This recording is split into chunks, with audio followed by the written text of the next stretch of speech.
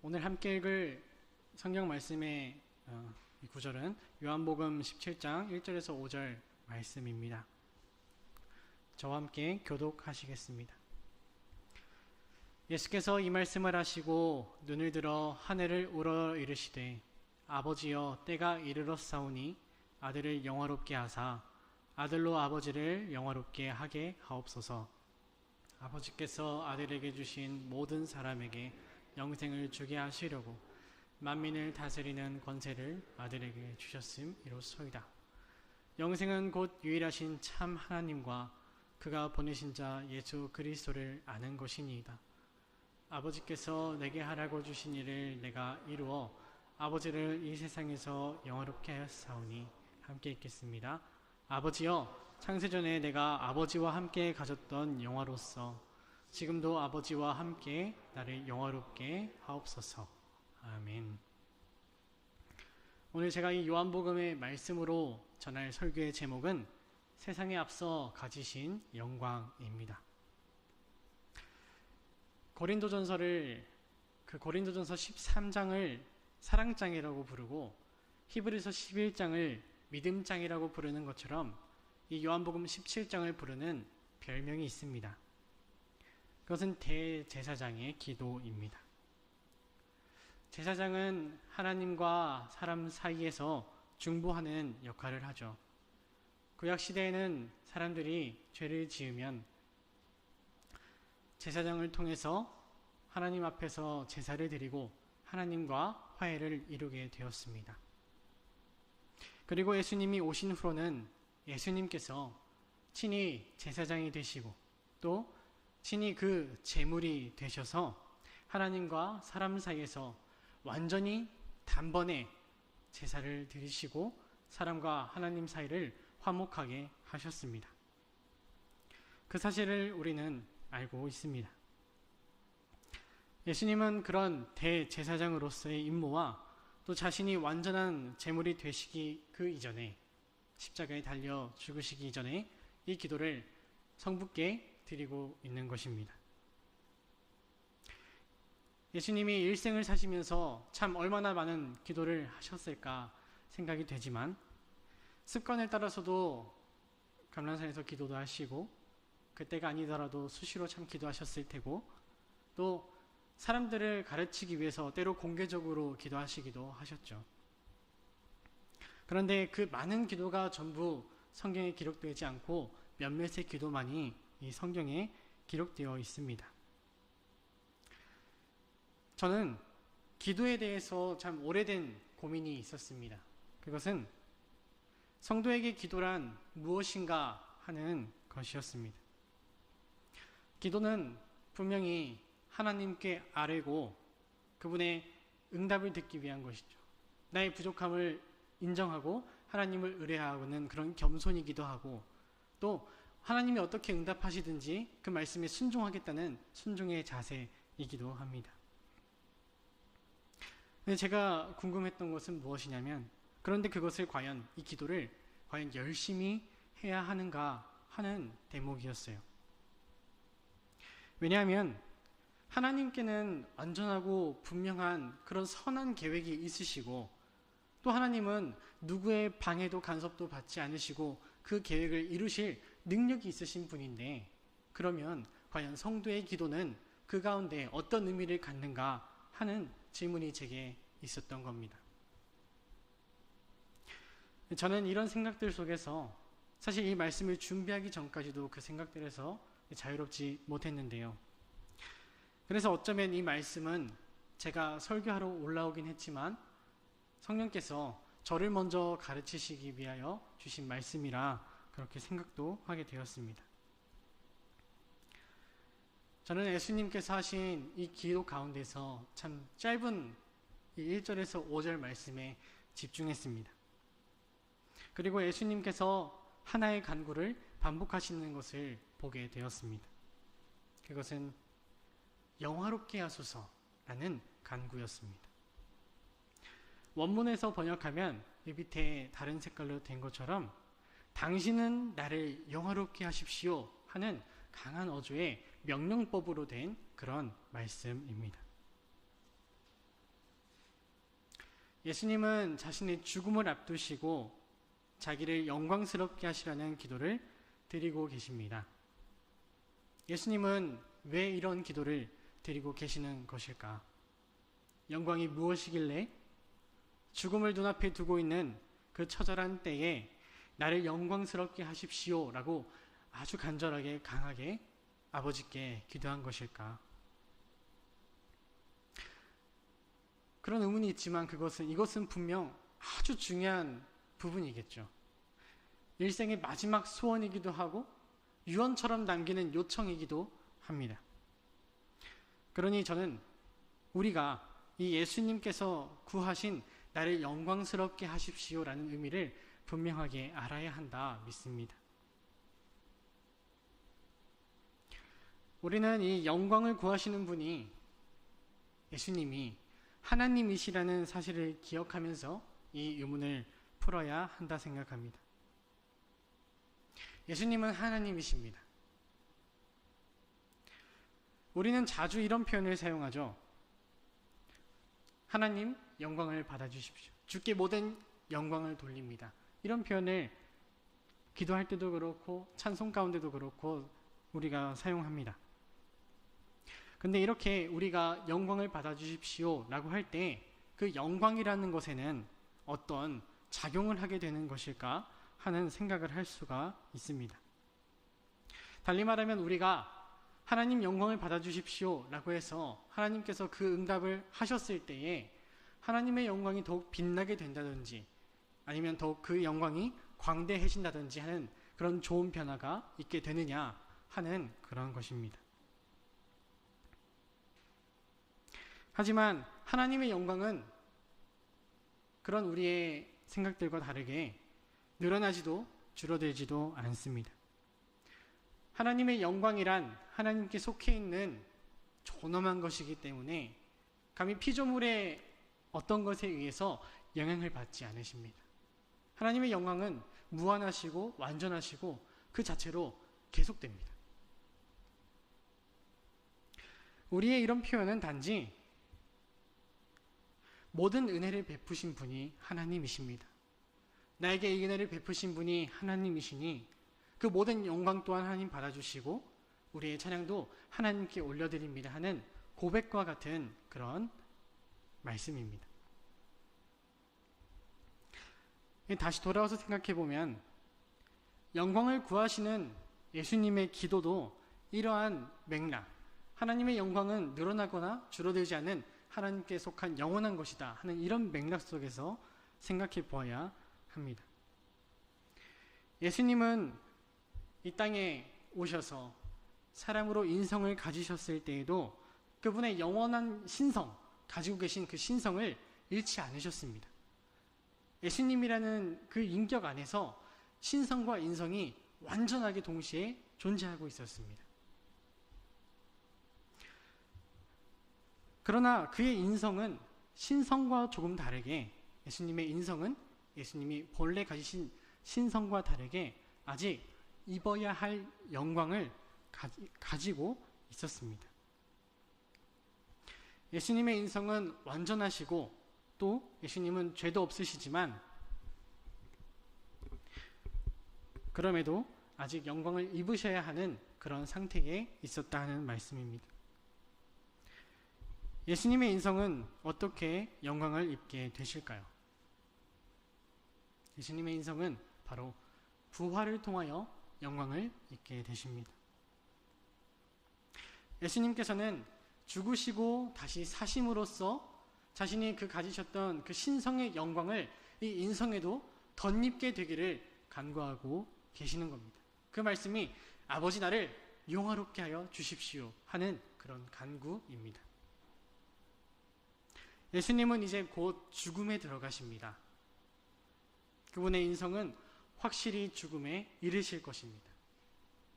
그러나 그때 예수님은 확신하셨습니다. 또 완전한 죽음 그 이후에는 그것이 끝이 아니라 그 몸이 영광스러운 부활로 다시 살아나게 될 것을 확신하신 겁니다.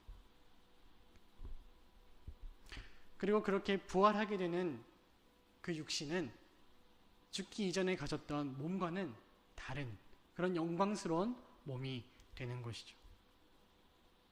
마치 주님의 부활이 진짜로 이루어졌다 하는 것을 도장으로 찍듯이 이 몸에 부활의 영광이 입히게 되는 것입니다.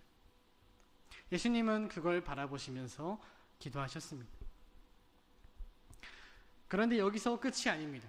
예수님의 기도를 보시면 예수님은 자기의 영광만을 구하신 것이 아니고 아버지의 영광을 함께 구하십니다. 우리 함께 읽어볼까요? 시작. 아버지여, 때가 이르렀사오니 아들을 영화롭게 하사 아들로 아버지를 영화롭게 하게 하옵소서. 이렇게 기도하셨습니다.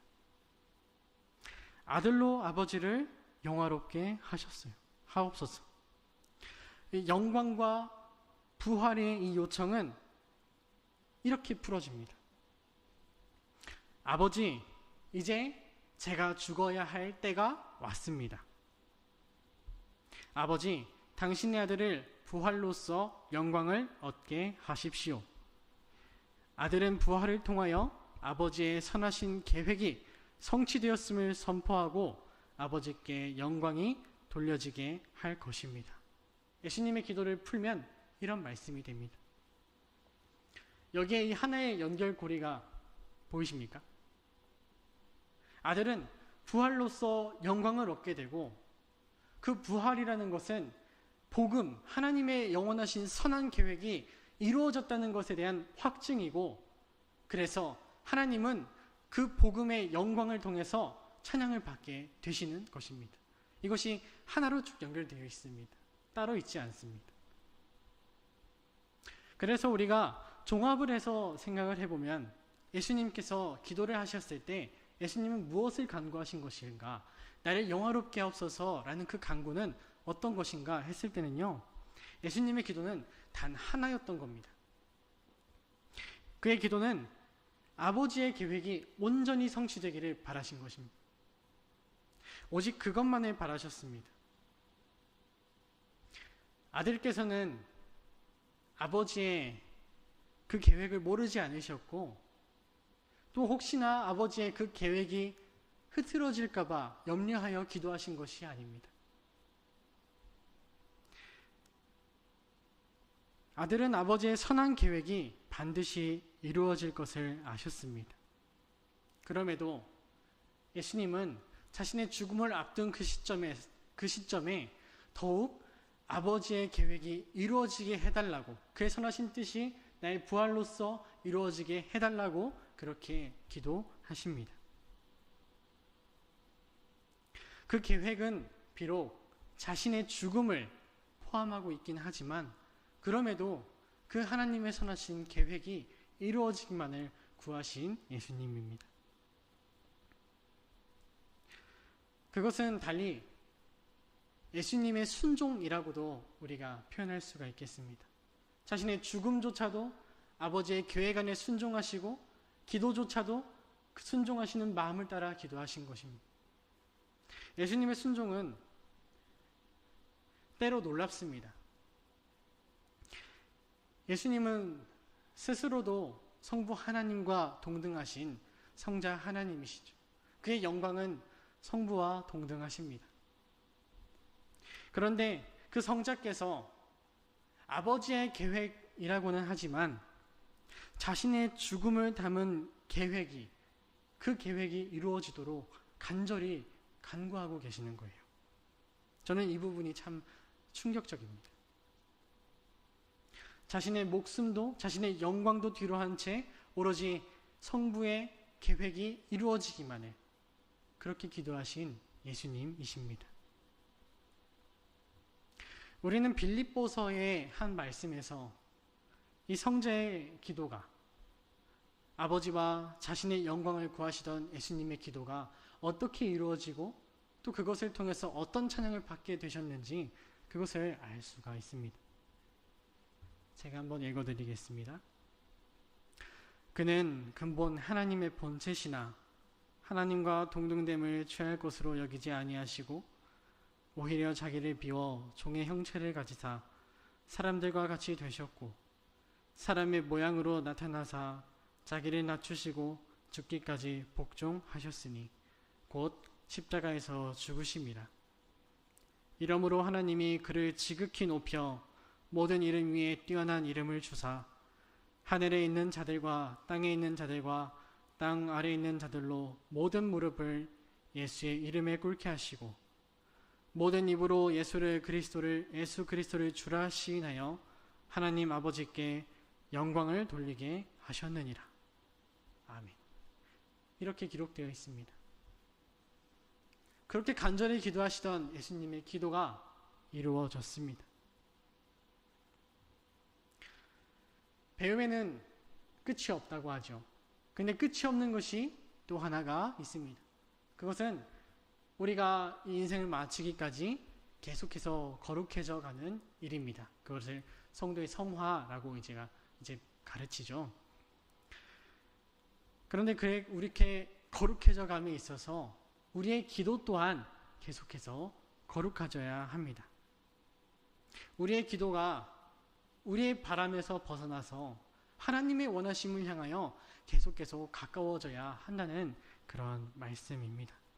예수님께서 오늘 기도를 통해 보여주신 것처럼 말입니다. 그래서 아마도 오늘 제가 고백하기는 이 자리에서 가장 많은 은혜를 입은 사람이 누구냐 하면 바로 저라고 말씀드릴 수 있을 것 같습니다. 서두에서 조금 말씀드렸지만 저는 기도의 의미, 기도하는 열심에 대해서의 의미를 잘 몰랐어요. 그런데 오늘 이 말씀을 준비하면서 그 기도란 무엇인가를 조금은 알게 되었습니다. 기도는 무엇입니까? 하고 누군가 저에게 묻는다면 저는 이제 이 예수님의 기도를 들어서 이렇게 답할 것 같습니다. 기도는 하나님께서 원하시는 것을 간절히 원하는 것입니다. 하나님께서 계획하신 모든 선함이 이루어지기를 함께 구하는 것입니다. 이렇게 대답하겠습니다. 한 번은 재혁이가 저에게 이런 질문을 했습니다. 우리 둘째 있죠, 재혁이가 제게 이런 질문을 했습니다. 큰 사고가 나서 사람들이 많이 죽으면 하나님은 어떻게 해요?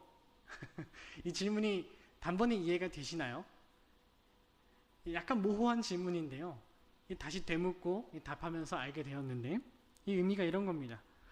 큰 사고가 나고 사람들이 많이 죽고 그럴 때에 또 혹은 그런 일에 내가 휩쓸리게 될 때에 우리는 하나님에 대해 어떻게 생각해야 하느냐, 우리는 하나님을 어떤 하나님으로 믿어야 하느냐, 그런 질문이었습니다. 아주 훅 들어온 질문이어서 약간 당황했었는데 그럼에도 제가 이렇게 답해 주었습니다. 썬대로 읽어드릴게요. 정말 슬픈 일이지만 그런 아픈 일들이 우리 곁에 있는 게 현실이야. 하지만 그런다고 해서 하나님이 계시지 않은 것은 아니야. 그런 사고를 당하는 사람 중에는 분명히 예수님을 믿는 사람들도 있어. 그렇다면 하나님은 그런 예수님을 믿지만 고통을 당하는 사람을 버리신 것일까? 했을 때 재혁이가 기특하게도 아니요, 이렇게 대답하더라고요. 그리고 제가 답변을 이어갔습니다. 맞아, 하나님은 예수님을 믿는 사람을 절대로 버리지 않으셔. 그리고 그런 아픔 가운데서도 가장 선한 하나님의 계획을 이루시지. 비록 그것은 우리 눈에는 잠시 안 보일 수 있지만 그럼에도 하나님은 선하시고 모든 계획을 이루셔. 이렇게 제가 답해 주었습니다. 어떤가요? 제가 좀 잘 답한 것 같습니까? 제가 생각해도 꽤 괜찮게 대답해 준 것 같습니다. 그런데 그렇게 대답하는 저는 과연 어떤 마음으로 그렇게 대답을 해줬을까요? 솔직한 심정으로 그때를 되돌이켜보면요, 저는 하나님은 선하시다, 이 명제가 있죠. 이 진리의 명제, 이것에 기초해서 배운 대로, 아는 대로 최선의 답을 해주었던 겁니다. 좀 더 구체적으로 말하면 들었던 대로, 배운 대로 어쩌면 기계적으로 그렇게 대답을 해주었다 하는 말씀입니다. 기계적으로. 저는 성도의 기도도 우리의 기도도 그럴 수가 있고, 또 확실히 제 기도는 자주 그래왔다고 그렇게 말할 수밖에 없을 것 같습니다.